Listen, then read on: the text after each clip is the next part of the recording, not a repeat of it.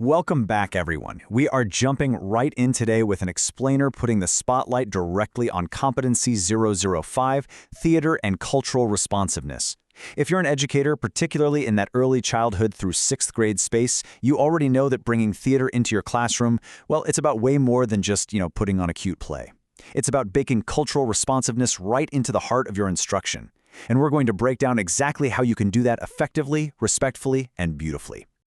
To kick things off, let's think about this quote. Theater is both mirror and window. It literally sets the stage for everything we're doing here. See, as a mirror, theater lets students see their own identities and lived experiences looking right back at them. It validates exactly who they are. But as a window, it gives them this incredible, empathetic look into the vibrant lives of others. Balancing that mirror and that window, that is the absolute core of teaching theater responsibly.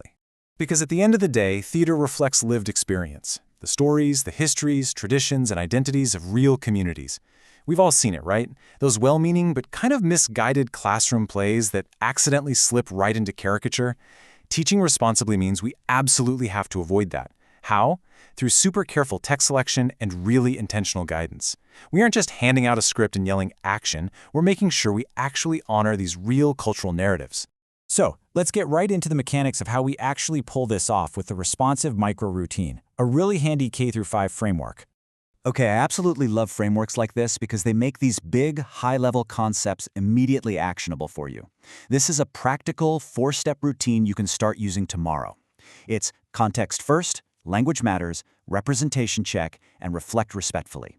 This is basically your roadmap, safely guiding your students from prep all the way to post-performance. Let's dig into each step. First up, context first. This is straightforward but absolutely vital. You have to introduce the historical or cultural background before any dramatization happens. We never want kids just jumping into a role blindly, maybe mimicking behaviors without understanding the why behind them, Grounding them in the real history and culture first ensures that their performance is rooted in respect, not just in assumptions. And that leads right into step 2, language matters. Before you even start a scene, take the time to pre-teach vocabulary and clearly explain any cultural references. Words carry weight. A specific idiom might be completely normal in its original context, but completely confuse a 3rd grader today.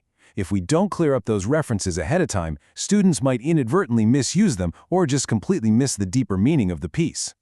Next is the representation check. This is where you elevate the whole lesson into this amazing critical thinking exercise. Ask your students directly what perspectives are included here, and, maybe even more importantly, which perspectives might be missing. You're basically transforming them from passive actors into active analysts. It's just an incredibly empowering moment for young minds to start recognizing whose voices might have been left out of the narrative. And finally, step 4, reflect respectfully. So, the performance is over, right? But the learning definitely isn't done. After they perform, you must guide the discussion using structured prompts. This is where you lock in all that empathy we've been building. You don't just want to say, "Did you have fun?" You want to connect the feelings they just experienced back to that cultural context you set up at the very beginning. It just perfectly closes the loop on the routine. All right, transitioning now to our implementation checklist to make sure you are truly day 1 ready. Here's your quick, non-negotiable checklist for culturally responsive theater. Naturally, you pre-teach that context first, but here is a real game changer. Use neutral or suggestive costumes and props. If you don't have authentic items, don't guess or use stereotypes. A simple, neutral prop keeps the focus entirely on the story and prevents any unintentional harm. Third, always include a structured reflection prompt. And fourth, make sure your sources are accurate and age-appropriate. Hit those marks, and you're setting your classroom up for massive success. Let's zoom out for a second and look at why it matters, focusing on the dual impact this has on your entire classroom. This approach actually has a beautifully balanced dual outcome.